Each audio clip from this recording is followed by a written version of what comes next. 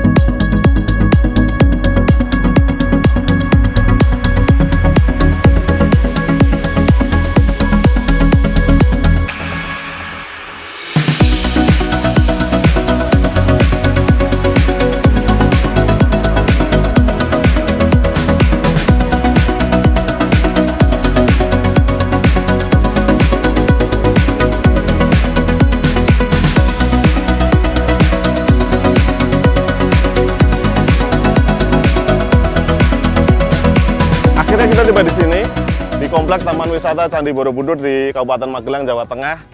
Dan kita baru saja selesai menjalankan tugas sebagai official lead car dari Borobudur Marathon 2020 menggunakan Hyundai Kona Electric.